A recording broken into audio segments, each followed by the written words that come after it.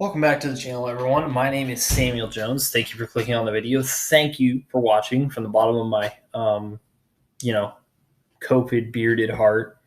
That was weird. Sorry. I apologize. That was strange. But no, I am getting ready to fish the first tournament back from COVID-19. It's pretty wild. We fished the tournament on leap year 29th. Just kick off the North Carolina division. And because of COVID, we have had a very long hiatus, and now we are back. We are back in a big way. And when I say big, I mean, kind of big, actually, not that big. But we are back, and that is all that matters. And why should you be excited? We should be excited because I'd say because you love me, but I don't think you do. So be excited because it means your life is most likely going back to normal. Because if fishing's going back to normal, you're probably getting ready to go back to normal. And you want that. You always wanted that from the beginning. Again, stay safe, wear the mask, wash your hands, socially distance. There's a lot of rules that are going into place for these weigh-ins. So basically standard procedure for these events is I don't have to wear a mask when I'm on the boat, but as long as I'm sitting down in the passenger seat in the boat, you got to wear the mask. When you're in the weigh-in, takeoff, you got to wear the mask. There's not going to be any fans allowed. So again, if any of you were thinking about coming to the tournament, and I know you weren't, but if you were, you can't go. It will be streamed live at 3:30 p.m. Eastern time on this Saturday, June the 6th. So you can tune in that at flw.com, and I will link that down in the description. What else to cover? Basically, set it up. I'm fishing 2 divisions of FLW. There's 5 events per division. This is the second tournament I've fished this year, but it's the first for the second division I'm fishing. So basically, I fished the first one on North Carolina division. That was on Lake Norman. That was, like I say, back in February. And this tournament is on High Rock Lake, and it is the opener, although it wouldn't have been if it had been ordinary. But right now, because of the way things are set up, it is the opener for the Piedmont division, which basically fishes most of the same stuff I fish in North Carolina. A couple different stuff. I'm fishing a tournament on the James River in August and a tournament on Smith Mountain Lake in September. So those are both 2 new places I haven't fished before. Obviously, I love fishing new places, so that's all good stuff to look forward to. But no disappointments for the upcoming schedule. I've got 3 tournaments on High Rock Lake this month. In fact, in the next 2 weeks, I'll fish 3 events. 1 for North Carolina and 2 for Piedmont. No. 2 for North Carolina division, 1 for Piedmont. The first one's for Piedmont. Both of the next 2 are for North Carolina. And that's super cool because High Rock is a great bass fishing lake. It's got really good size. There's a lot of big fish in that lake, a lot of good 2 to 4 pound fish, and, plenty of 6 to, I don't want to say 6 to 8 because that's a huge fish, but there's a lot of 6 pound, 5 to 6 pound fish in that lake, and there are 8s and 10s. So it has really good potential, and it doesn't really fish too tough. Compared to Norman, it's a lot easier to catch a big fish on High Rock. So a lot of people like it better, and I can understand why. Same thing with Wiley. Wiley's just hard. It's got a ton of spotted bass, and those largemouth I think have been just a ton of fishing pressure over the last couple of years because Wiley's been a huge tournament destination for years. Has kind of taken its toll, so the bass fishing has kind of suffered. So the tournament that was scheduled for Lake Wiley has been moved to High Rock. And that is a good thing, like I say, because High Rock is a great place to bass fish. So that is what's coming up this weekend. Let me break down kind of what the baits are going to look like for High Rock Lake and what the fishing scenarios are going to be. So basically, there's 2 different approaches to High Rock Lake, and this can be your whole tournament plan can range on this, or you can kind of do a mixture of both. And in my experience, I think a mixture of both is probably pretty effective, but you have to time it right, and you'll see what I'm saying here in just a second. Because basically, you can catch a lot of decent fish, not a lot of fish, but again, the size is what's there. Just throwing top water, throwing various other stuff around submerged cover like docks, laydowns, and rocky points and stuff early in the morning. You can catch some really good sized fish doing that. That's a good way to get quality bites before the sun gets up. And even once the sun's up, you can start taking out your jig, taking out your shaky head, and you can start flipping those docks and pulling some more big fish out from under there. And again, like I say, you can do that all day, and you can catch winning fish doing that. Predominantly during this time of the year in June, a lot of the fish get caught out deep in anywhere from between 10 to 25 foot of water, brush piles, rock piles, current breaks, on the river channel, ledges, sandbars, stuff like that.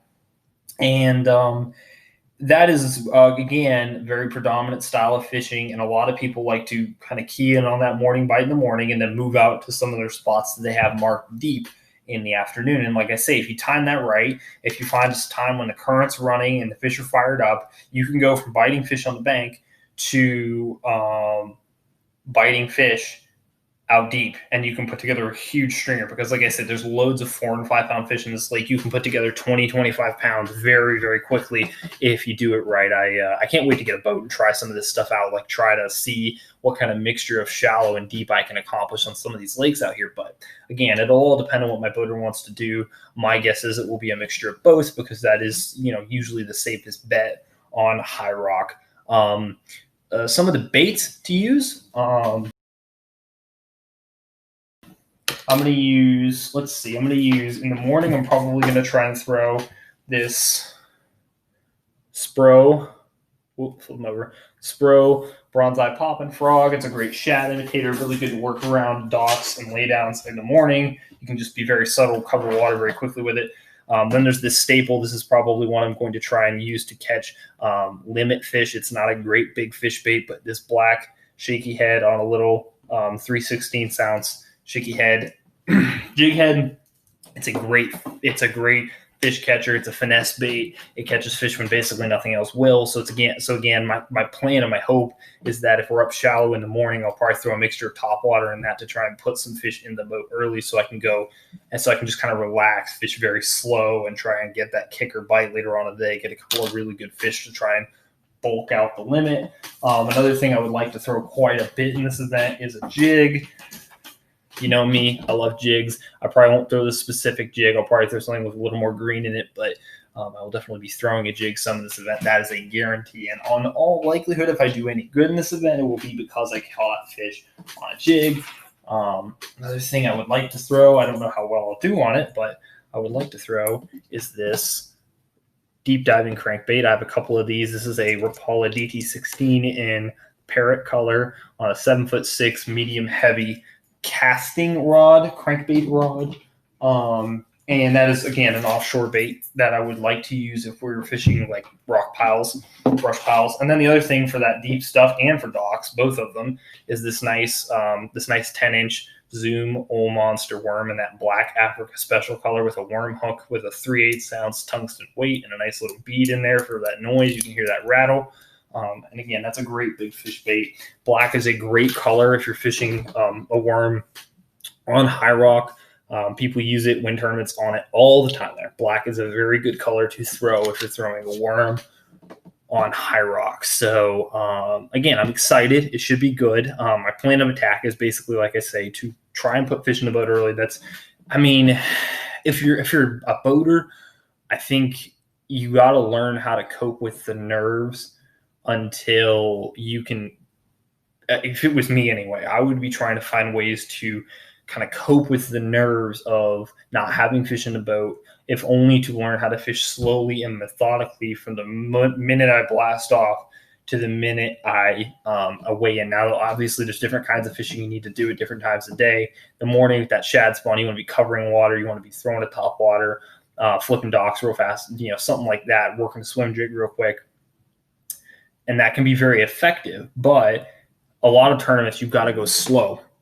If you're on the boater side, you want to win, you've got to go slow from the get-go and not lose your cool if you don't have any fish at, 12 o'clock, because things can turn around really quick. It's the same way on high rock. I'll tell you a story about high rock from last year. So I stunk that tournament last year. I really screwed up. I was pretty poorly prepared considering the information I had, and hopefully that will be changed from that time to this time. Hopefully I can make some adjustments and do what I need to do. But basically during that tournament, my boater had one small, like 2-pound keeper.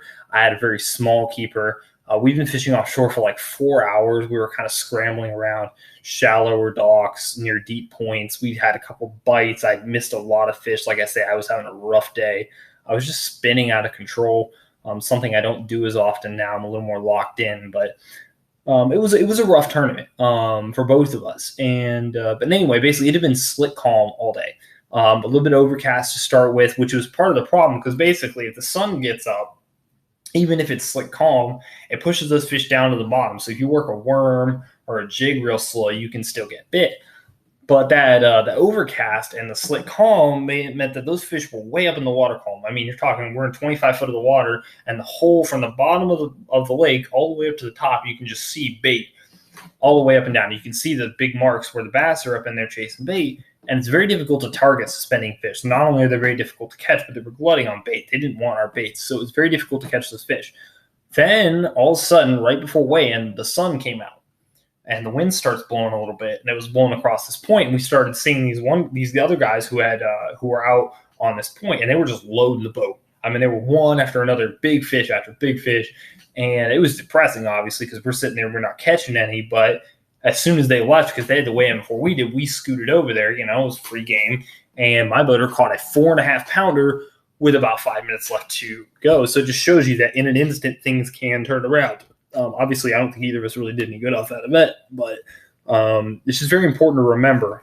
But going back to what I was saying, my plan for this tournament is to try and get keepers in the boat, at least 2 or 3. Because if I have fish, it really helps me settle down and fish well. And that's just really important. I don't think I need that to fish well, but it's very useful. And I think I don't think it'll be difficult to get 1 or 2 keepers early. It just depends on what my boater's strategy is. Some guys go deep immediately, and some guys go shallow and then go deep, and other guys go deep and then they hit shallow spots throughout the day as the bite turns on and off on the main lake. So it just depends. We'll see how it goes. But yeah, that's kind of my plan. I think if I'm going to make some predictions, I'm going to say the winning weight will be 21.5 pounds on the boater side, probably 15.5 pounds on the co-angler side. So you can kind of see what I would need to compete for that spot. Really what I would need is a lot of decent fish, like 2 or 3 2.5, 3-pound fish, and then a couple of big ones, like a kicker that's like 6.5, 7 pounds, and you can do it on this lake. You absolutely can. So, yeah, I think I'm going to need close to 15 pounds to win. I think I'll be happy if I get 1/4 and I catch a limit. If I can do that, I'll probably make a check. Because like I said, on High Rock, there's really good average size. So if I can do that, I think I'll be happy. I don't know. I'm just praying the Lord blesses me. I've been working hard during this off season. Obviously we've gone from full-on winter back in February, and now that we're starting tournaments again, we're well past post spawn. We're already in early summer patterns where it's shad spawns, offshore bite, all this crazy stuff. So it is a wild world. And what's funny is the bass are in a lot of the same places they were at in February, despite the fact that the water temperature is about 30 degrees warmer. So that is kind of ironic, but hopefully it'll go really well. And I will be talking to you guys about, whenever I do my review, I'll be talking to you about how I made great decisions, how I, made good bait changes, was savvy, and I brought home, a check. In all likelihood, I will be talking about how I made poor decisions, how the bait changes were overdone and I was overthinking it and spinning out, and how I lost fish that I shouldn't have lost and broke off fish because I didn't retie. That will likely be what the story of the next tournament is if we're pessimistic. And I like being pessimistic because then when everything goes well, I'm pleasantly disappointed, if you know what I mean. So be pleasantly disappointed, and it will just give you an optimistic look on life through a pessimistic look on life. It's weird psychology, but just trust me. I'm sensitive. I know these things. So I will see you guys hopefully next week. I will update you. If you follow me on social media, I will update you right after the event, obviously. And hopefully next time I do one of these, I will have a GoPro and I can actually get footage of the tournament for you. But until the next time, I will see you.